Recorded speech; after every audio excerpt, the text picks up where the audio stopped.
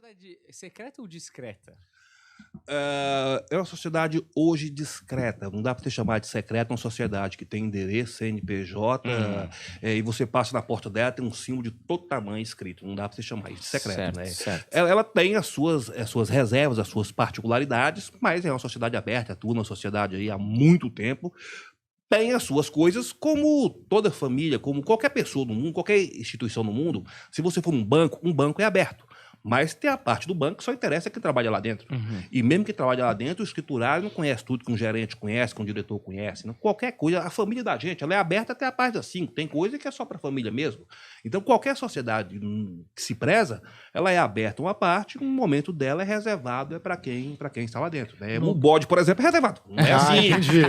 No caso do banco que ele falou, a hora do recolhe do dinheiro só interessa quem está trabalhando lá. Exato. É verdade. Mas como é que é esse envolvimento com a pecuária que vocês têm que manter tão forte para poder continuar matando bode? Porque não é fácil arrumar um bode, não é? Cara, essa parada do bode, ela tem várias...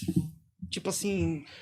Tudo tem muitos significados, né? E assim, existem algumas lendas urbanas. As lendas urbanas são as melhores, né? Porque elas não têm nada a ver, a gente olha de longe e dá risada.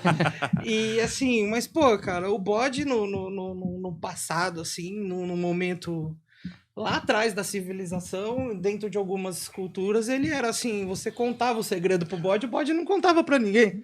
Isso na verdade vem do judaísmo, né? Você Do tinha judaísmo. um ritual que você fazia, você tinha algum pecado que você tinha que contar para alguém. Qualquer pessoa que você contasse ia rolar fofoca. Então, uma pessoa falava o segredo no ouvido do bode e soltava o bode no deserto ou sacrificava, porque o bode era um que guardava silêncio. É o famoso bode expiatório, né? É o bode Exatamente. expiatório, exatamente, né? Daí que vem. E isso é uma das lendas que tem. Outra é que o bode, se você chegar no mato e tiver vários animais, o bode é o primeiro que sobe a montanha, o primeiro que chega no topo, para e fica de lá observando os outros. Então isso dá uma conotação de sabedoria. Tá? Enfim, existe muita história sobre isso e a gente se diverte. Mas a relação do bode com a maçonaria existe mesmo ou é lenda? É lenda. A maçonaria ela tem uma ligação, digamos assim, discreta, longe com o judaísmo. A gente herdou algumas coisas do judaísmo.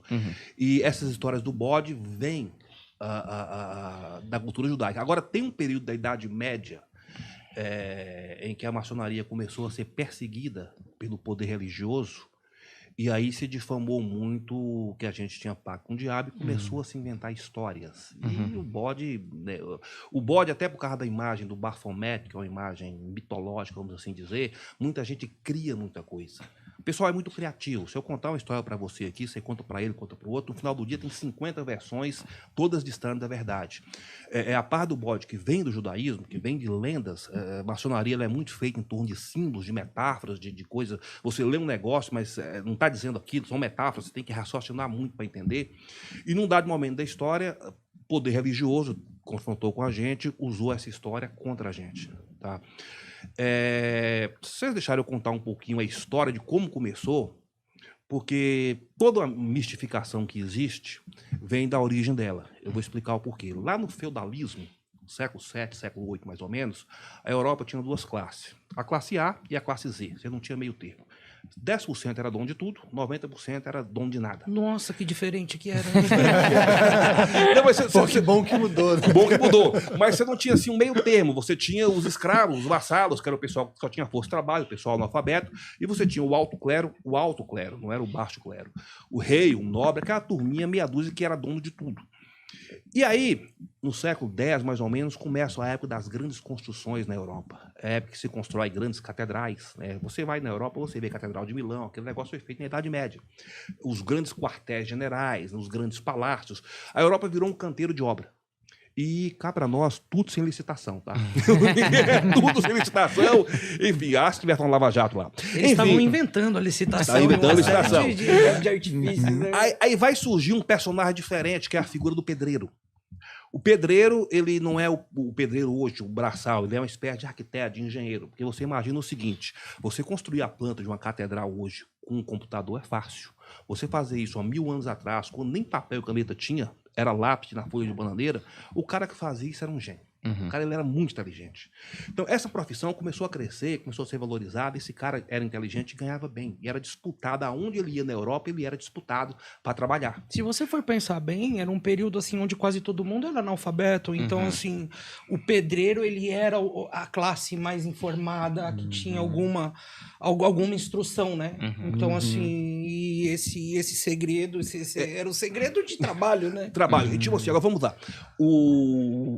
Se você pegar, quem puder, lê um livro chamado Os Pilares da Terra. Animal. Animal. Animal. E tem a série também. Tem a série. A série é muito boa também. Ali você vê o que é a história que eu tô falando. Porque você vai construir uma igreja no deserto, a construção leva 40 anos. Em torno daquela igreja surge uma comunidade. E ali naquela comunidade você tem meia dúzia dos caras que são pedreiros. Esses caras se reuniam numa cooperativa que eram chamados de guildas. Toda obra na Europa tinha uma guilda que é onde os pedreiros se reuniam para trocar informações, trocar técnicas, trocar conversas, tomar caipirinha, falar mal do Corinthians, falar que não foi pênalti, fazer stand-up, né? Fazer essas coisas que se fazia. E aí você vê o seguinte, você surge uma classe inteligente e que ganhava bem. Não era nobre, mas também não era pobre.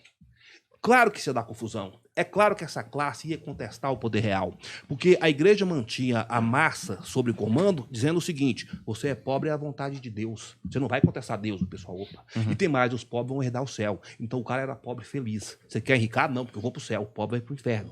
Esse discurso mantinha a massa, ainda bem que isso não existe mais hoje, tá? Mas naquela época existia. Esse discurso mantinha a massa quieta. Aí, o pedreiro, essa classe nova, vai contestar. Fala, opa, como assim você tem direito de vir de ser rei? Não é bem assim. É dentro dessas guildas que vai surgir, para uns, ressurgir para outros, o que a gente chama de maçonaria. Maçom quer dizer pedreiro. O nome, a origem está relacionada a pedreiro. E aí, essa turma faz esse movimento, surge a maçonaria, e ela acaba surgindo com um poder alternativo. Ela enfrenta o poder católico, ela enfrenta os nobres. E com o passar do tempo... Na verdade, ela se relaciona com eles, mas ela se posiciona, né? É um novo... Tem um posicionamento. Mas aí que vem o relacionar. Por quê? Quem não estava na panela dos ricos, quem pensava um pouco diferente, e você não podia pensar diferente porque você morria, agora eu tenho um local onde eu posso me refugiar e pensar diferente. Aí vai vir a primeira dúvida que os maçons têm entre si. Você tinha duas classes que pensavam diferente. Os matemáticos, a ciência, os caras que eram cientistas, não podia pensar em ciência que a igreja matava.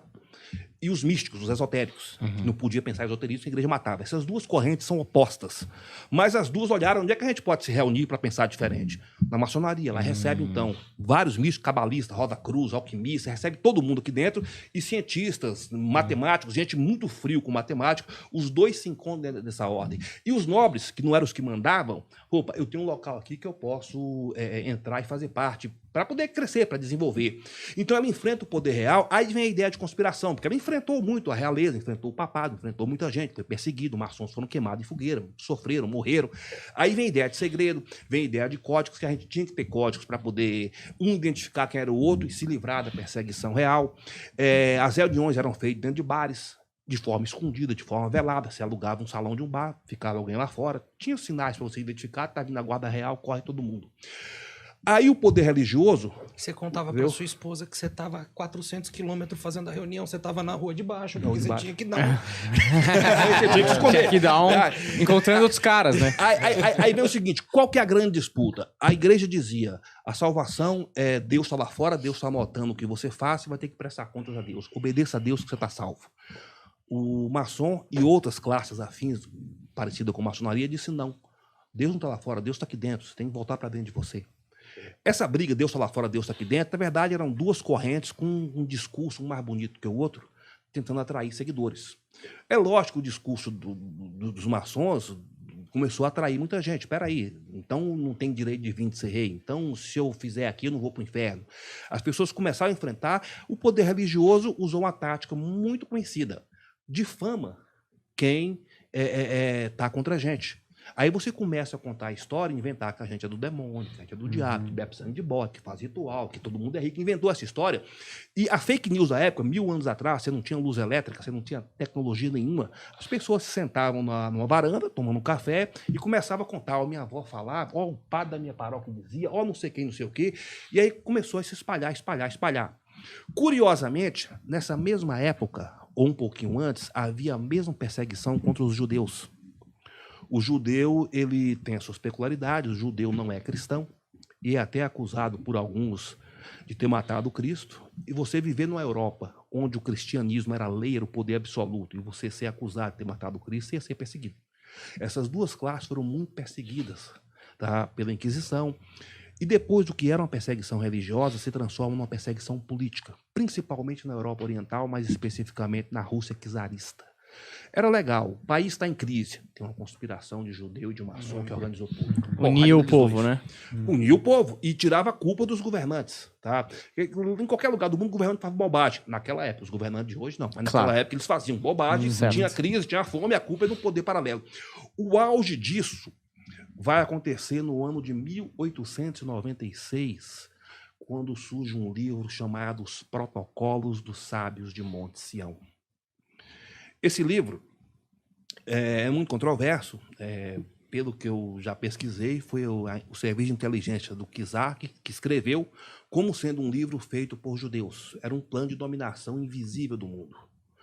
A história é o seguinte, um cemitério em Praga, na Tchecoslováquia, 12 sábios judeus se reuniram, são os 12 herdeiros das tribos míticas de Israel, sentaram em torno da sepultura e o capeta aparece. Claro, o capeta tem que estar junto, não ia ficar de fora dessa, pô, tem que dominar o mundo e eu não tô Vai aqui. tá festa, meu! Aí o capeta chega lá e dita um livro para eles. E o livro narra a seguinte história, vocês vão dominar o mundo de forma invisível. Primeiro, vocês vão dominar o dinheiro.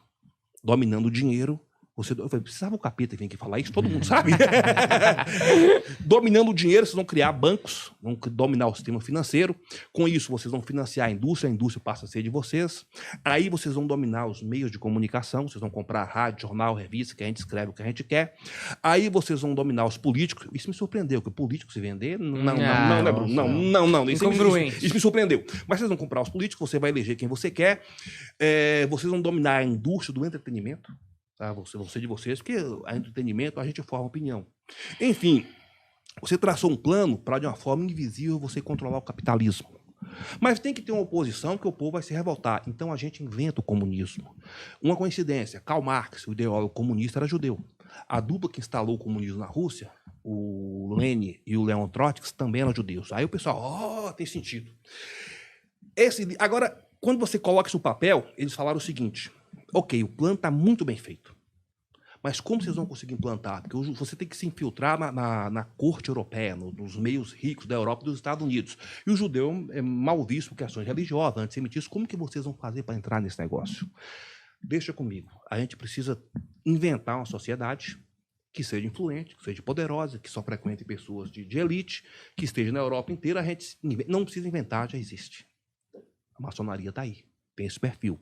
Então, por causa desse plano mirabolante... Só uma pergunta, esse livro é de que ano, você sabe? 1896. Século XIX. Final do século XIX. Certo.